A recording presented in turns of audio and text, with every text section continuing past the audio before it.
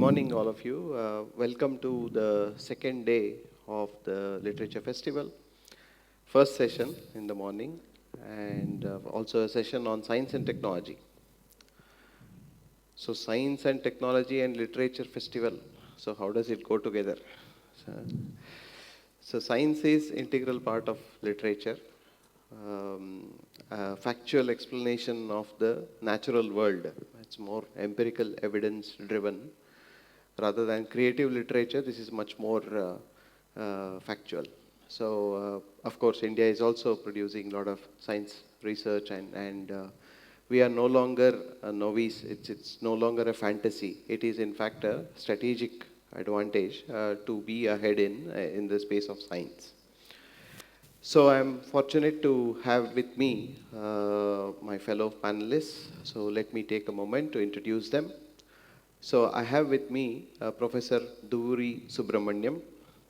Welcome to the panel, Professor. So Professor Duvvuri Subramanyam is an aeronautic scientist specialized in the area of hypersonic flights. He has done his BTech or engineering from IIT Madras, and then he has done his space engineering and his PhD from University of California, Caltech, California Institute of Technology. He's also worked as a research associate at Princeton University for a couple of years before returning to Bharat, and now since past 8-9 years he has been serving at Indian Institute of Science as a professor in the aerospace department. Incidentally, Professor Duvvuri has done his schooling, and this is his hometown, we can say. He hails from Bangalore. So welcome, Duvvuri. Ellarigu namaskara. Thank you very much for this opportunity to participate in Mangaluru Lit Fest. Like Kartheek says, this is home, and it's very good to be back home and participating in this wonderful event. Fantastic. So I have joining alongside him is Professor Aloke Kumar. Welcome, Professor Aloke. So he is also an associate professor at Indian Institute of Science. So he is a graduate from IIT Kharagpur, and then he has done his PhD from Purdue University. He has also served as associate professor at University of Alberta in Canada. And then he has returned home and serving at Indian Institute of Science since last 8-9 years. He has got this specialization in the field of having how can humans survive in space, and also has been a contributor to building something called space bricks that's used to construct just like our normal bricks that we construct home here today. Space bricks that's used to construct in extraterrestrial space. So an acute communicator in science and technology and very well versed with space deep tech, Professor Aloke Kumar is joining us. Welcome, Professor Aloke, to the discussion. Namaskara, everybody, and thanks, Kartheek, for the introduction. Thank you very much to the organizers of the Mangalore Lit Fest for inviting me. This is my first time in the city, so very excited. Absolutely. Incidentally, so I think many of you would have heard the mission of Gaganyaan sponsored by Government of India, and 4 astronauts who are chosen to fly. So both Professor Duvvuri and Professor Aloke are responsible to train the astronauts to be taking the human flight mission. So if any of you are willing to fly into space, your instructors are right in front of you. So Let me just clarify. So we were only responsible for one small part of the ground training. So the astronaut training program is a very large endeavor, and we did one small bit. Yeah. Yes, still we can escape from the Earth gravity to the space. So all right. So let's get going. So I think, from Bharata, India has had a very rich and a strong astronomical heritage. I think we know from even Vedic times, we have had mathematical pioneers. And then coming to the recent times, ever since the launch of satellites like Aryabhata, Rohini, which to the days of complex missions like Chandrayaan and Mangalyaan. So Indian society has always held very deep scientific roots, and the common astro acumen of the people of this land has always been quite high. So maybe we can get started to know, how do you define, say, before we go to the title, which is a second space age, how do you define, say, the first space age, and what are the nuances of that? Maybe we can start. Okay, so let me begin by picking on something Kartheek said at the beginning about this being a literature fest, one of the premier literature fests in India today, and me and Aloke coming here to talk about space and science. Well, if you see our civilizational history, literature in the broadest sense has always encompassed science in this land, right? So science, philosophy, spirituality, there's a very nice, it's a cocktail of things, and this has been sort of the culture of the land. So in that sense, I am very happy that we are having a session like this at the Literature Fest. And you're very right. So we as a civilization have had a very, very rich history in science, particularly space science, so to speak, astronomy, and related to that, the mathematics that governs the motion of planetary bodies and so on and so forth, right? So now coming to this, the specific terminology, what Aloke and I and some others are calling the second space age. So let's first understand what this first space age was, particularly in the context of India.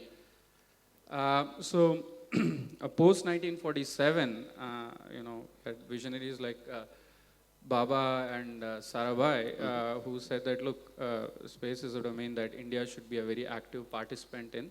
So there is a lot of science to be done, and there's also a lot of benefit that the society at large can derive from understanding space and utilizing space. So since that time, in the first space age, the efforts at are doing space science and utilizing space for the benefit of the common man were almost entirely driven by the government. So through its space agency, which is ISRO, so all the work related, all the technical work related to space was mostly done there. And all the missions were flown by ISRO, and the benefits that came to the common man were through the state. So that is what we think of as the first space age, which is mostly driven by the state. Okay. Now we are living through a very interesting period, which we call the second space age, where there is a large private sector participation in activities related to space, and that the private sector participation is growing exponentially, so to speak. Okay. So again, in the context of India, so this really started to accelerate post 2014. And then after that, with the setting up of InSpace, now you can really see, the number of startups, and not just startups, there's also big companies, established corporate entities, engineering entities that are actively partaking in space-related activity in the country. And there's also a lot of innovation and disruption that is coming through startups. So this is what is the second space age. Along with the efforts from the state, there's also a lot of entrepreneurship and private capital being invested, looking at trying to make the best use of economic opportunities that the space domain presents. And this is, in a sense, win-win for the state as well as the private sector. So this is broadly what we refer to as the second space age. Okay. You want to chime in? Democratization of space tech. Yeah. Right. So one of the key differentiating factors of the second space age with the first space age is not only is there an entrepreneurship or the private sector participation, they're actually defining the leading edge. Okay? So globally, if you see what Elon Musk has done with SpaceX, he has redefined the entire field, right? Not too long ago, about 10, 15 years ago, we were launching hundreds of satellites on our PSLVs. That number has unfortunately dwindled down now because a lot of that has now been taken up by SpaceX. So not only have these companies come in, they have eaten up into other people's market share, but they're redefining the way this entire thing is being done. Even in our own country, we now have private, very fresh startups with 20-ish age CEOs, and hopefully some of these students here will go on to become CEOs of the future for some more space startups. They're redefining the capabilities of India in space altogether. Right? The number of satellites they are launching, the type of satellites they are launching, they're really, really superior. So they are not to be seen as a vendor to ISRO or, let's say, the government of India. They are redefining India's space capabilities in their own way.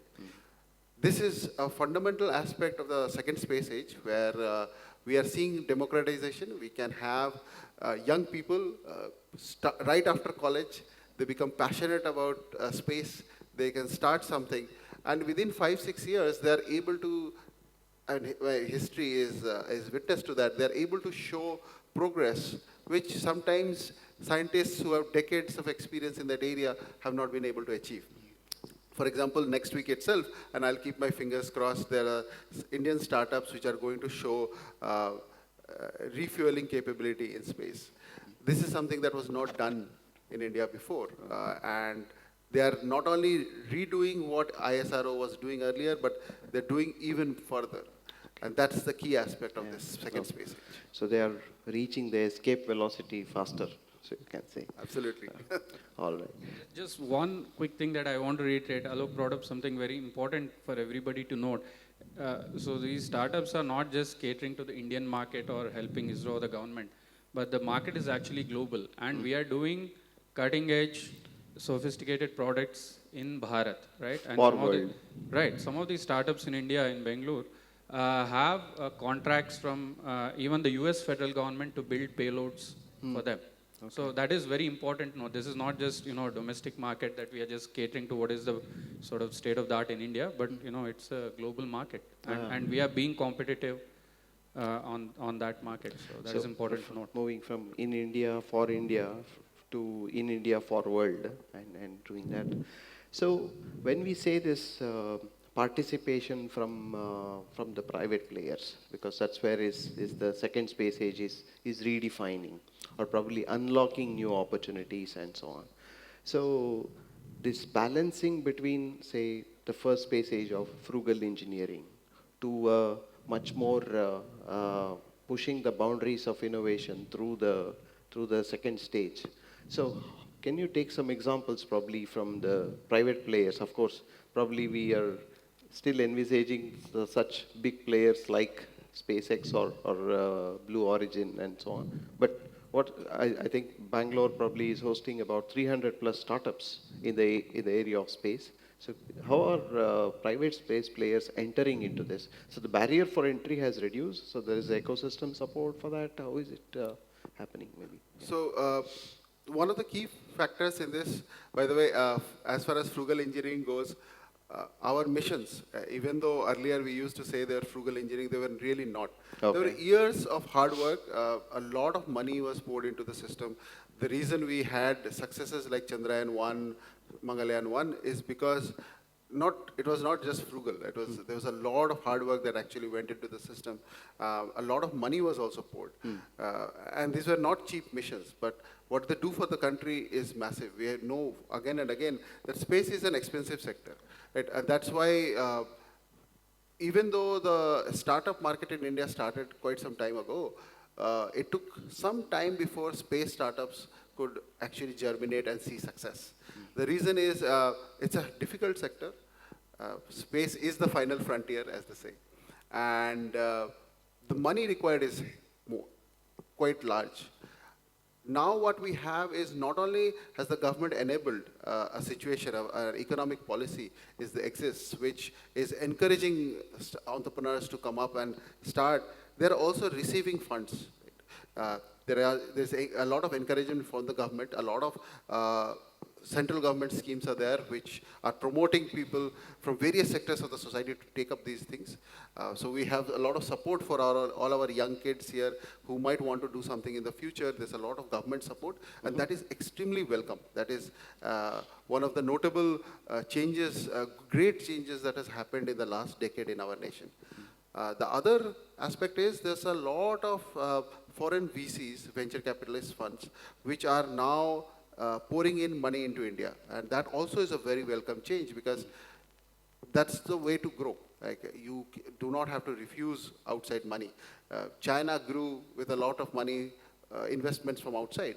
So we do not have to be shy, we do not have to shy away from that. Yeah. So there's a lot of good money that is coming in. We should take that. We should use that money to create more wealth, create more jobs, create more skills in this nation, and that's what we need. Okay, yeah. So some of the startups, for example, on hyperspectral imaging, Earth observations, and propulsion systems, and they are opening up new opportunities for innovation, as well as being say, world-class provider of space tech to the whole world, isn't it? So, all right. So, how is the space economy? We keep hearing that a space economy could be about the value of about 33 billion in the next 10 years or so. How do you define space economy, and what are the tenets of that, if you can throw some light here? Right. So, I mean, space economy is, will be in the future one of the, key, let's say, pillars for the general national economy, and that is, our Prime Minister's vision as well. So, if you see what our Prime Minister has consistently said for Vikshit Bharat, whatever the space economy is today, it's roughly what he envisions is 8x to 10x by 2047. So it's going to be a good chunk of the total economy. So there are opportunities, right? And space is rife with opportunities, and now it is up to us to see how best to make use of it. And within the space economy, there are different verticals, so to speak. There's of course the launch vehicle market, which is it's actually not the biggest chunk.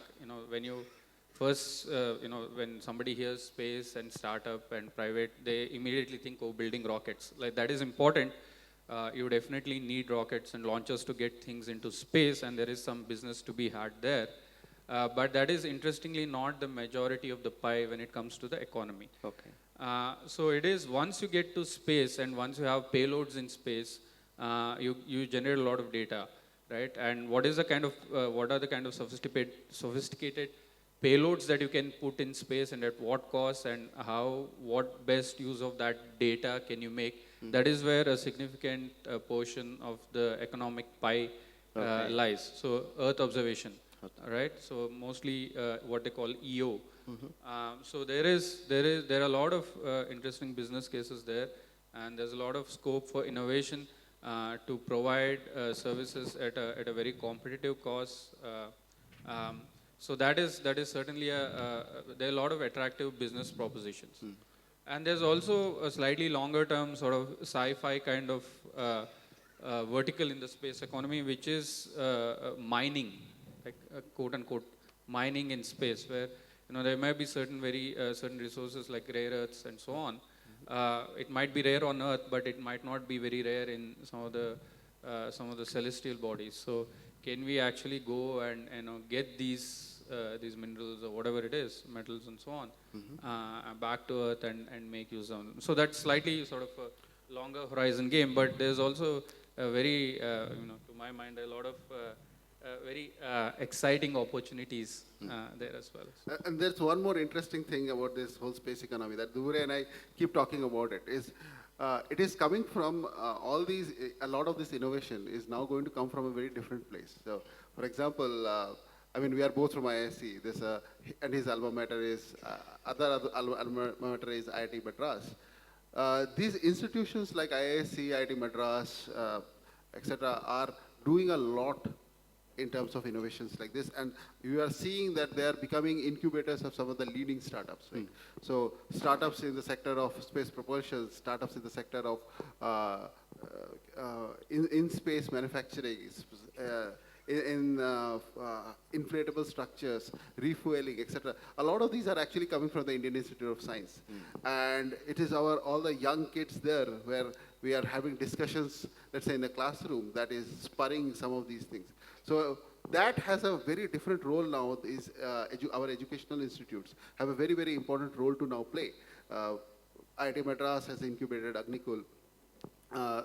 So these are all great startups of the current. I think Cosmic as well that, Yeah, that so you are we have associated a with. new startup for space communications. So all these great startups are coming out from this sector, from our educational institutes, and I think that's one of the things we keep talking about, how exciting it is to talk to these young kids who are now going to be some of the founders, and that's why, well, attending classes are important. Yeah. So again, just to sort of add on, and this is where, credit where it's due really. I mean, the whole in-space, setting up of in-space by the government has been really a game changer. That is really what has accelerated the second space age in India, because now it is, you talk to any of these startup founders, particularly the ones who had set up their companies before in space, and they'll tell you how much of a change there is in terms of ease of doing business with, because there's still at a lot of places they will have to interface with ISRO or government entities, and in space has really been a game changer. Okay. It's a fantastic thing. Yeah. But again, Alok and I say this is just a start. There's much more to be done for us to reach the 2047 vision. Right. So we have, say, a massive talent pool in the Indian tech industry, and we are also having data. So data is, which is the new currency. So do you, so what you mean to say is then we just are envisaging, say, an impending watershed moment in the space tech, perhaps awaiting to come, which is probably, which we have put the foundation, but then probably it is something to be achieved in the very recent future. That's what I see. Okay. Right. So interestingly, I'll just tell you one quick story. I don't know how many of us here are aware of all that. So a lot to do with the second space age had to do with India. The current race is now a race to the moon and race to Mars. But the race to the moon had dried up. It is not a new race. It was a race that started in 1960s with this fierce competition between the USSR and USA. And they sent astronauts to the moon, and they thought, okay, we will set up a civilization here at that time. But they were disappointed because moon, they found, was a barren land. It was a silent desert, they called. There was no water. At least that's what they thought at that time. And for a very, very long time, people sort of gave up on the moon, or the idea of inhabiting the moon. But then came Chandrayaan-1, 2008. It was a singular mission in the history of space. Because on Chandrayaan-1, thanks to Dr. Kalam, there was a probe called the Moon Impact Probe. Okay? And this probe had a mass spectrometer. And this probe, as Chandrayaan-1 entered the orbit, it was supposed to be dropped, and then it would drop and crash on the moon's surface. And it had a few sensors on board that were supposed to measure. One sensor was a mass spectrometer, and they thought they will measure what molecules might be there. Everybody was very skeptical. All over the world, people were skeptics that they will not find anything. And as the Moon Impact Probe descended onto the surface, it found atomic, it found signatures of water and OH ions, right? And that was a game changer. People could not believe their eyes when they saw that data. And then they started looking further and further and started doing more investigation, and they found moon does have water. And today, people are saying that, okay, maybe helium-3 mining will go back to the moon. So India has a very important, India in some sense set up that race that everybody is going for. Okay. So it is imperative on us that we have to follow up and do more, right? Okay, that's good. Setting up the race and then falling behind is not good. So we have set up the race that good, but we'll also have to be in the lead, right? So that's important.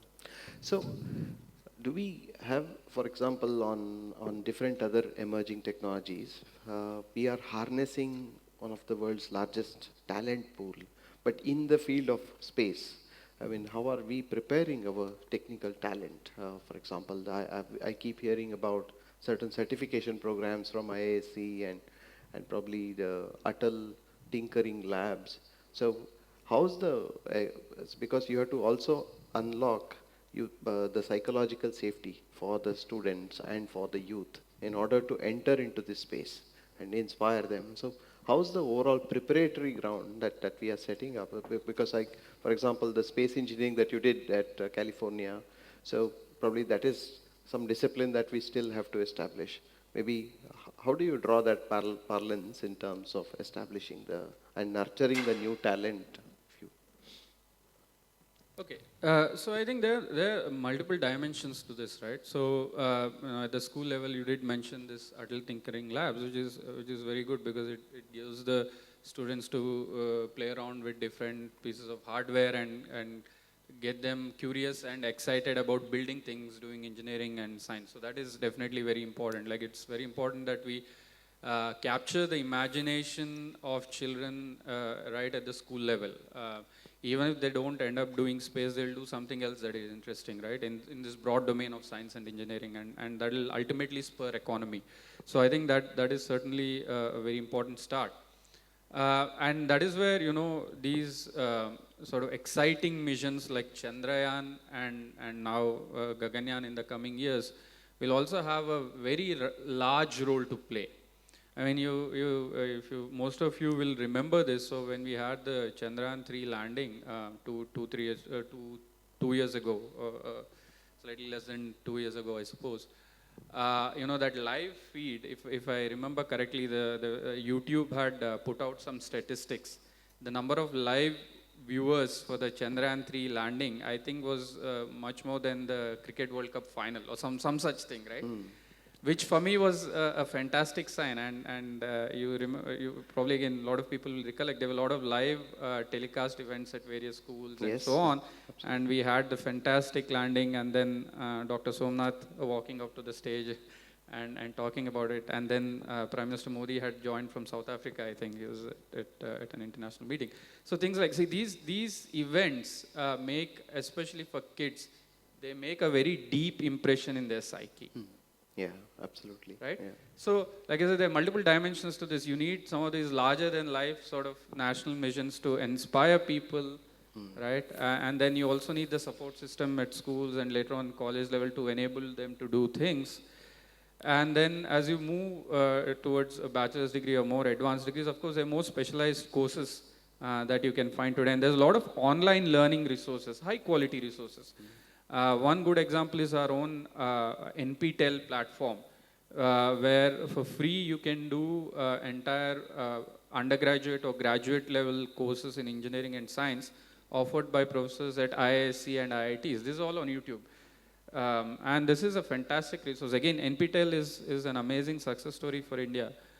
So it's not only helping students in India, but across the world. If you see the number of students, even in Western countries who do NPTEL courses, you will actually be surprised.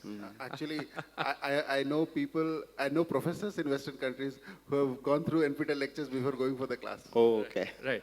So there again, there are different resources, and one thing to remember is space is highly multidisciplinary. Absolutely. Right. So one thing, especially the younger audience who are watching, I mean, for you to do something in the space sector, it is not necessary that you have to be an aerospace engineer or do a course in space, right? Space brings together a lot of branches in engineering, right? So you can be a very good electrical engineer and then come up with something that is applicable in space, and you could work on an actual payload. So things like that.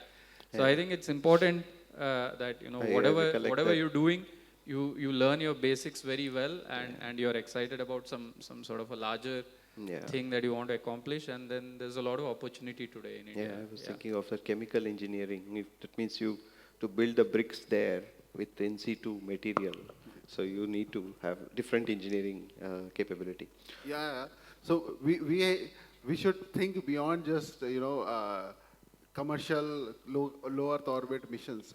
We have as Bharat has always been at the leading edge of some of these things. There is no reason for us to fall behind now. We should dream very big things. We should dream of a Bharatiya village on the moon, on maybe Mars, and we should have some of our young kids work on that problem. And as Duvvuri just mentioned, is a very important point he said, is that you don't have to study just space. Okay? Whatever discipline you choose, you excel in that, whether it's electronics, aerospace engineering, mechanical engineering, chemical engineering, life sciences, whatever you're doing, excel in that. There will be space for you, In pun space. intended, in space. No pun intended. No pun intended. So that, so from of the International Space Station that is established as a consortium in space, and the global, the magnanimity of, say, SpaceX or Virgin Galactic or Blue Origin, and for example, I think China has a Tiangong space station, and Bharat also is envisaging the Antariksha station there, probably an Atmanirbhar Antariksha station. So how do you draw parallels? Where are we on that? And I mean, of course, we are probably we are still catching up on building that up, and how do you see ourselves preparing for that? So unfortunately, on some of these topics, we are behind. Okay. And that's just the unfortunate reality.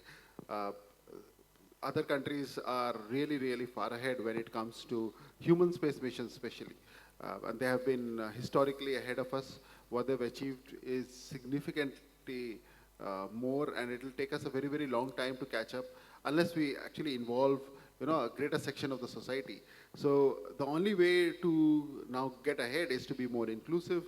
I think that was one of the Prime Minister's vision with launching a Gaganyaan, is that this becomes a national mission. This becomes a mission which involves different parts of the society, excites a very, very large portion of the society.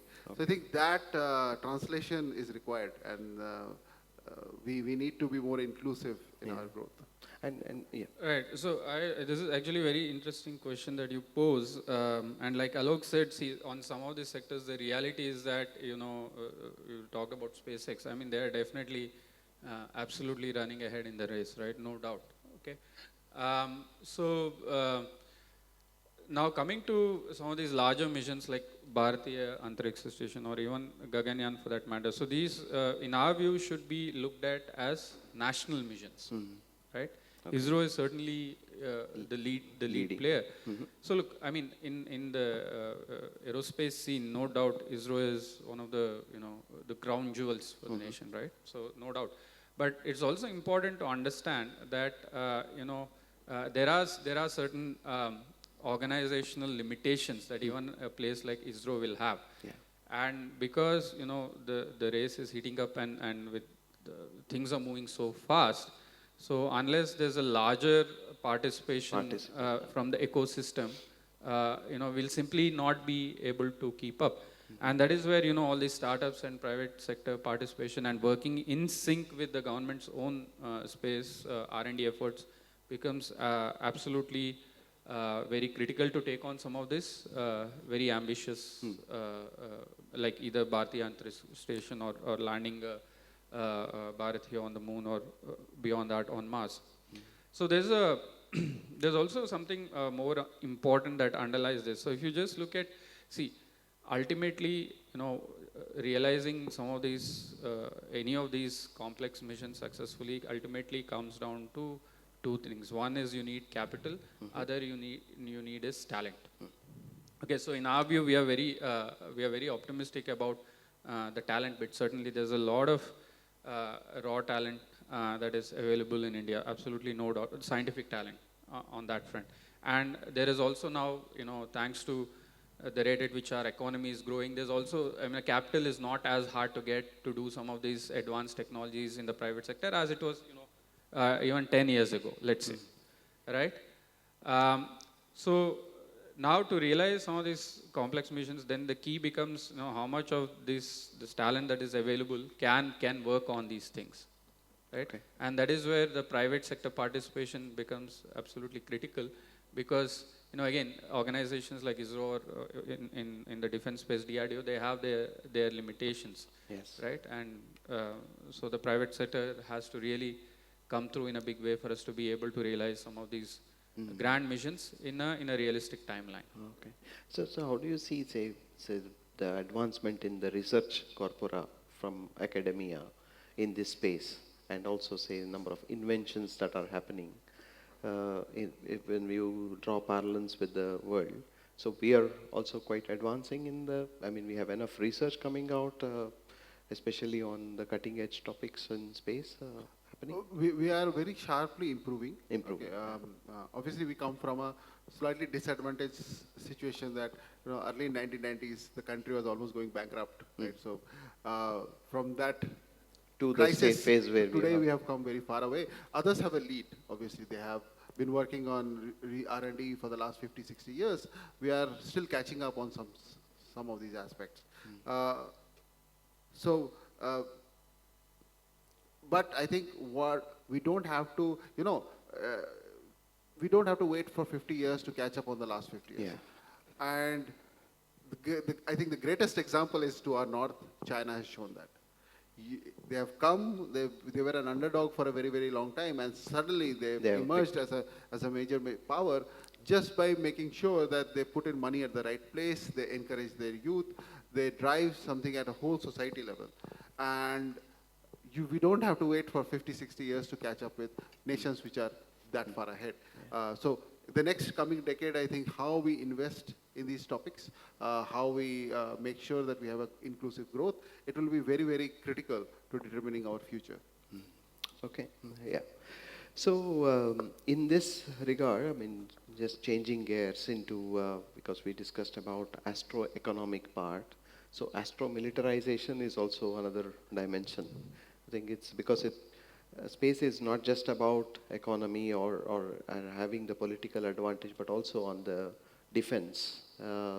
So it's quite crucial. We have seen recently, even in Operation Sindhur, I think India used space technology in order to identify and detect enemy movement, and as well as providing evidence, even to win the trust of the people. So how do you see this, I mean, giving an edge in defense? So because astro-militarization is a very important area, and that because you're gaining a big advantage in the, not just in the world order, but in the space order as well. So how do you see that part? Probably you can. Yeah, I mean, you're right. See, space is always, technology in space has always had very direct implications to defense and national security, right? Again, if you look at the history of space technology development, something that Aloke had mentioned a little while ago, which really started with the Cold War. Why was Sputnik launched, right? I mean, it was to show, I mean, this was clearly a war between the USSR and the Americans, and it was to show technological superiority, right? Yeah. And so even the the genesis of space exploration and technology development has had strong sort of basis in national security and so on. And that certainly continues to be the case today. You talked about Operation Sindoor, which is fresh in all our memories, and in those kind of operational scenarios, real-time data on the ground from from your assets in orbit become very critical. Yeah. Right. So more broadly in the EOsphere, that is Earth observation sphere, there's a lot of certainly a lot of defense applications. And here again, if you see, traditionally in the first space age, a lot of this was catered for our armed forces through satellites that were built by ISRO through another arm of the state. Yeah. But today, there are a lot of private players, startups that are building defense payloads, which our armed forces are using and are very happy with. And I only see the number of such defense-based payloads going up. Right? Absolutely. Right. Yeah. So I think again, to your larger point, yes, there are certainly direct implications for national security. So there's also, that is a very big angle to space. I mean, and that's also again tied into the economy ultimately, right? If you see, yes. I mean, defense is another big vertical of the economy, where again the Prime Minister is trying very hard to push Atmanirbharta. So this also becomes Goes along with an that. important part of that equation. So yes. Absolutely. Yeah.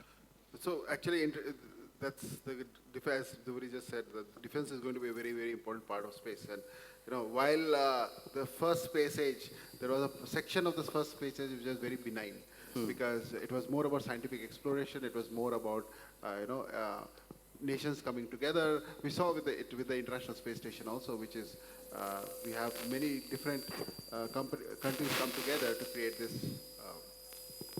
Is that mine by any chance? Okay. So, in the coming days, we are going to see a lot of competition. So, we should not shy away from that. I think our neighbor to the north has shown the effect of hard work, what it can do if you especially build a base of good manufacturing capabilities. You can be a player in the field. So, we should take lessons from that for us. And that's going to be an important part. And largely, see, ultimately, what we want any space tech or any technology for that matter is to do good for human. So, can we recollect some examples of how does it affect a common man's life, for example? Because, we are talking of, say, the most advanced technology, something even beyond the atmosphere of Earth, but then created from here. But then for a common man, how does it, there are, I think one is during wars, but then even on various other sectors, like for example, it could be agriculture or weather monitoring. So can you take some examples of how does it change or ease the life of a common man maybe? I mean, today everybody takes selfies. Yeah. And the origin of that camera phone is actually in space because people were developing smaller and smaller cameras for putting onto satellites because weight is a constraint. So you can't have bulky cameras being put into space because that adds to the problem. So people started developing smaller and smaller cameras. They became small enough that today selfie taking is a phenomenon, right? That's still on the more... I think there is a selfie with Earth is also a fantasy. I think people fly to moon and take a selfie. There is a company which offers Which that offers service. that. Yes. So not only that, I mean, look at what India has achieved, even in the first space age, where even when the government was doing it, we were able to save so many people from cyclones. We knew well ahead of time that this place is going to be hit by torrential rain and winds greater than 100 kilometers per hour, and we evacuated that place. We do not have that number of deaths, although cyclones have not decreased, right, in time. They are still, they hit India every now and then, but we do not see that many deaths. And all of this goes to... Yeah, and it also becomes a very important soft power in this world for a nation like India because you are not only probably monitoring certain disaster probability in only your country, but then all over the world, and then you win over the other nations through this soft power.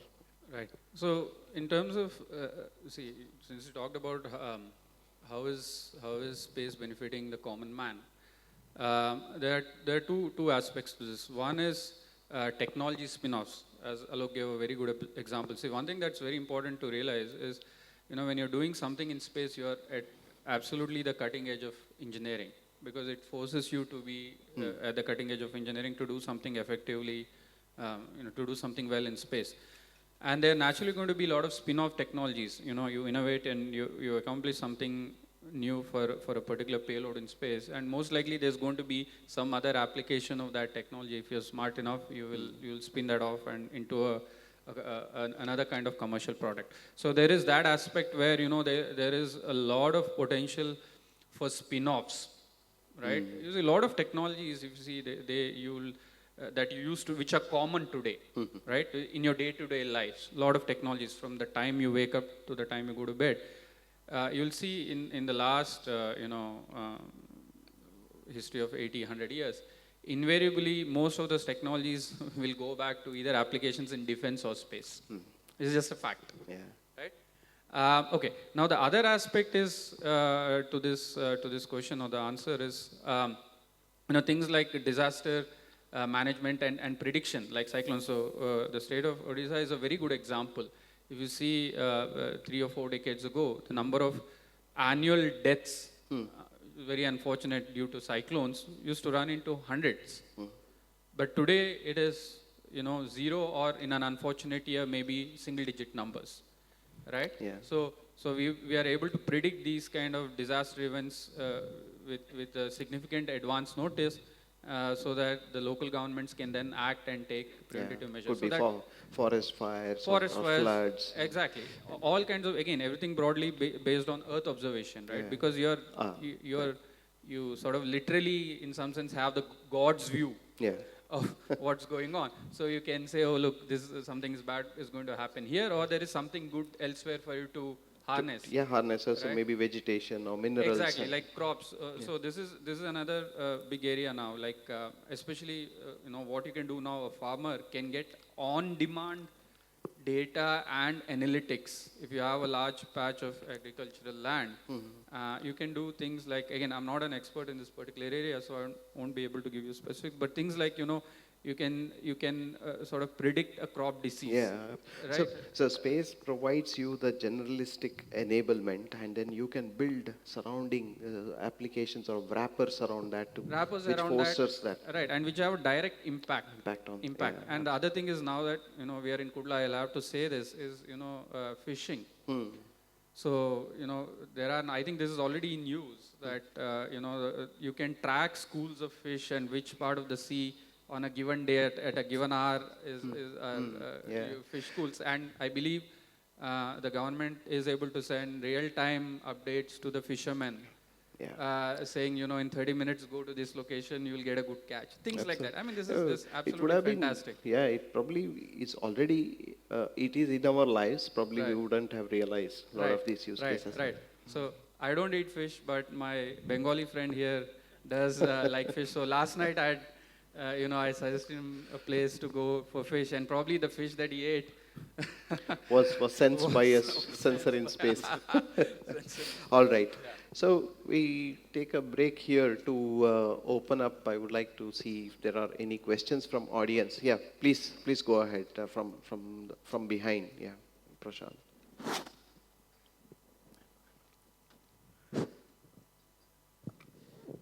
While Gaganyaan is commendable, it started off as a 10,000 or 11,000 crore project, initially for 2022. Now it is 21,000, and it is 2027 that the launch is planned. How would you answer this criticism? Like, there's no, of course, 20,000 is still a fraction of our annual budget. How would you answer this criticism that we are giving more importance to something which anyway is getting delayed, and it is mostly for, as you said, being in the elite or things like that kind of group, than other things? Of course, you mentioned the ancillary benefits, but this criticism is something that comes in every now and then, even in groups of engineers who say that probably we are giving more importance to Gaganyaan, which does not show tangible benefits in 2027, for example. Thanks. Okay. So some things like Gaganyaan are the reason. Well, I mean, I'm not an ISRO spokesman, so I'm not going to talk about where it is, etc. I'll just talk about what are the benefits of something like Gaganyaan. We have seen a lot of satellites in the orbit, which have been very, very transforming. But in the next coming decades, there's going to be much bigger things happening in space. For example, people are trying to send entire there are a lot of companies trying to put entire space stations by themselves. And the reason they are doing that is because there's a lot of commercial interest that cannot be done with smaller satellites now. For example, if you want to have a data center in space. Now we know that data centers, when they are put on Earth, there's a pretty significant pressure on the local community because of the electricity demand or the water demand. If those data centers could be put into space, it would be transformational. The amount of money people will save and the benefit to that nation which will get there first is going to be tremendous. We cannot get to technologies like that by circumventing Gaganyaan. So Gaganyaan is an important piece of technology that will enable us to get to some of those things like that. People are also talking about manufacturing in space. You can potentially make hard tissue in space, which is much better then the heart tissue is made here. Maybe in the future, of people who are having heart problems or liver problems, we can make those organs in space, harvest them in space, bring them here, which doing it on Earth has other problems. So that is why people are looking to space to manufacture some of them. We can bring it here. It has considerable impact on the human life. So while satellites, etc., were part of the old domain and still remain an important part of the space economy, the coming changes, we have to be ready for that. And there is no way other than investing. The Gaganyaan mission, the astronaut going to space is like the tip of an iceberg. Behind that, we have a whole sort of new technologies that have to develop. Yeah. So it's something that we have to do. There is no other way out. Can I quickly also just share my thoughts on this? So, I mean, there's a larger point here, right? Look, we are today, the fourth largest economy and soon to be the third largest economy. So, if we don't do missions like Gaganyaan, we are just, not punching at our weight. We are punching below the weight, right? Quite simply. Yeah. And we should be punching above our weight, ideally. Yeah. And then there's even more generally, just occurred to me. See, by doing something like Gaganyaan and even more adventurous things, we'll be making our ancestors like Aryabhatta very proud. Very proud. Absolutely. Absolutely. We should absolutely be doing things like Gaganyaan, 20,000 crores in the long run, for the benefits we'll derive is absolutely nothing. And we should shed this, somewhat socialist thinking that, we are not a poor country. We have got so the yeah, let's not get dragged. Every time India does something spectacular in space, you'll see editorials in the West saying that, oh, look, there's so many poor people. Why is it? Come on, man. Yeah. Like, give me a break. Don't. Yeah, I think we have got our model right and the intent as well. It's just probably the rate at which we have to go for sooner. Yeah, please. Yeah, this is Prashant. Since we are the literature festival, a question related to science fiction and literature. If you see the early 20th century, writers like H.G. Wells, Isaac Asimov, they created science fiction and literature which spawned a generation of thinkers in the US. So what a science fiction in the mid 20th century eventually became a reality. So what do you see as science fiction today, which could be a reality 50 years or 75 years down the line? And specifically taking the Indian example, is it a good way to move forward? The way what a science fiction in the US became a reality later on. Mobiles were science fiction in the 50s, became reality in the 90s. So what do you see as science fiction today? And are there any kind of literature which we are generating, which will spawn, youngsters to think about, future in science? Yeah. So you have to dream first and then imagine bigger things, maybe avatars, and then. Yeah, I specifically can point out to a series called as Expanse. Which also talks about interplanetary politics rather than geopolitics. Yeah. So how do you envisage this? So just coming to the literature, unfortunately, science fiction literature in India is very small.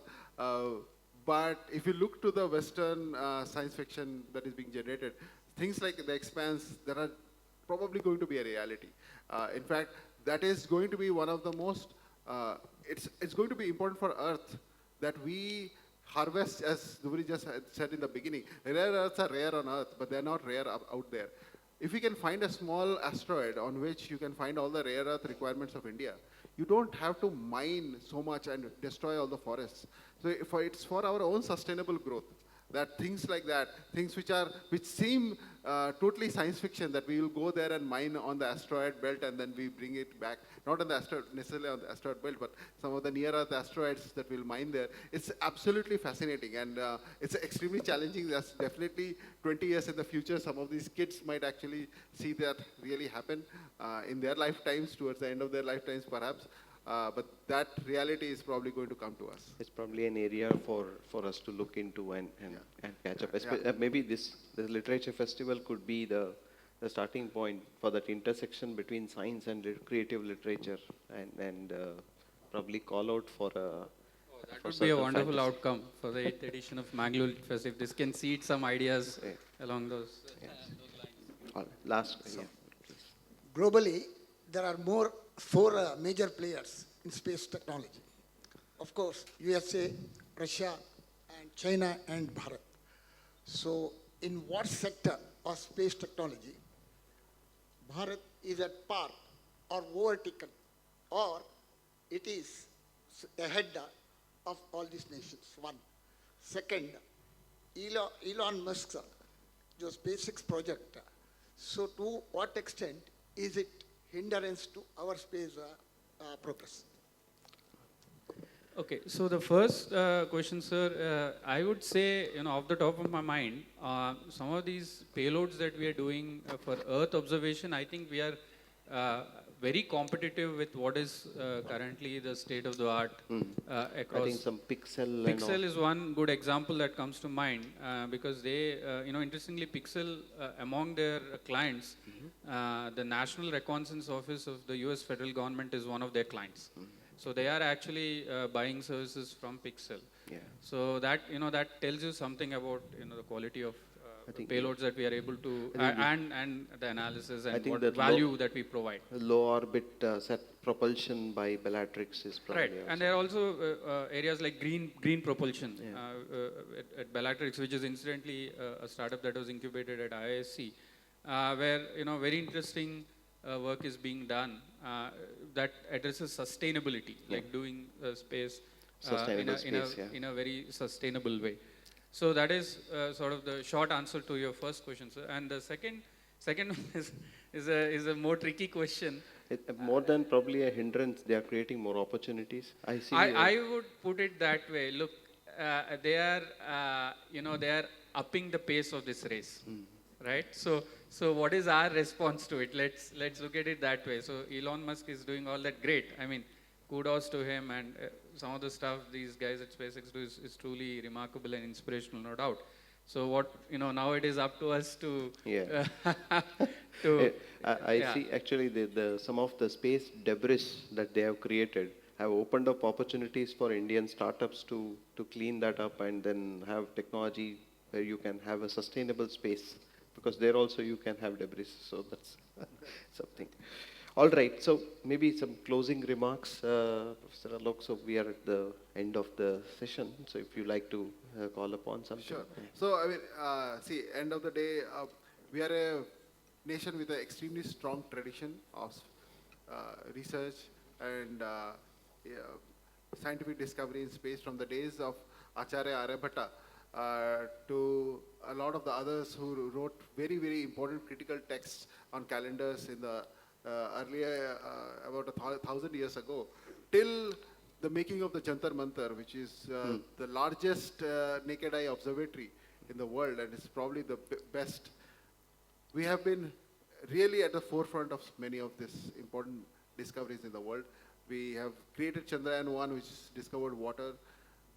Every now and then we tend to fall behind in some of these things, but I think this is the moment for Bharat that by 2047, we must not be a small player in this. We must be one of the most important players in the space.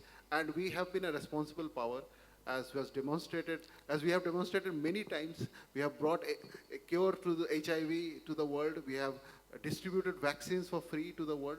We are a responsible power who uses the power for the good of humanity. And that is why our presence in the space sector is very important. Absolutely. Yeah, Professor.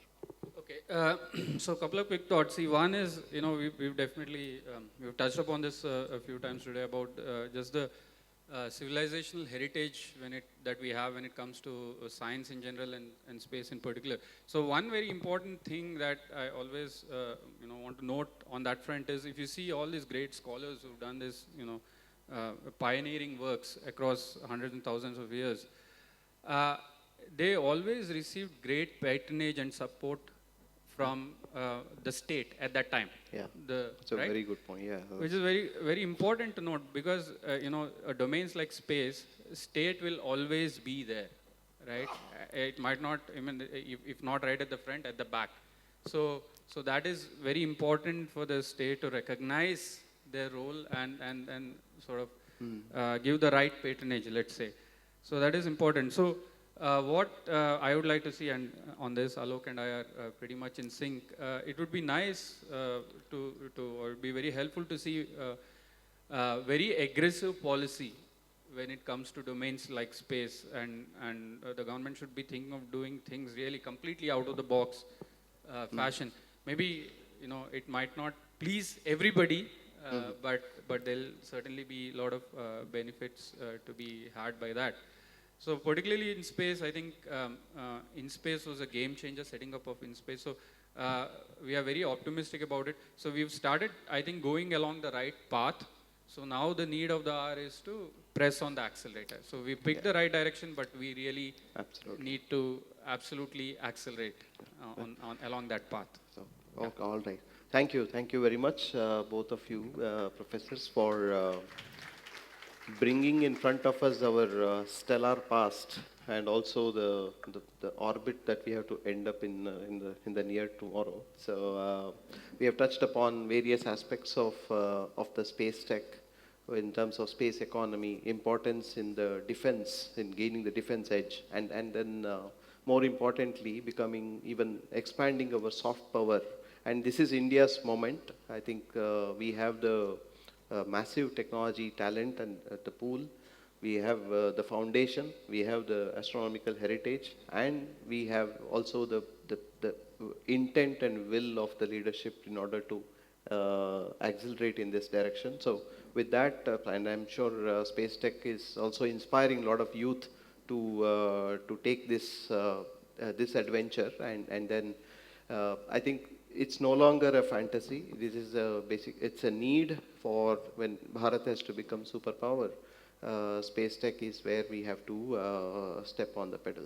Thank you very much, all of you. Thank you very much, both of you. Thank you once again for this wonderful opportunity to participate in this discussion. Thank you. Thank you. That discussion has taken us beyond launches and missions into questions of vision, governance, and long-term impact. As a token of our appreciation, we request Sri Appaya Ramarao, Prabuddha Bharata of Belgavi, to hand over a memento to the speakers and the moderators.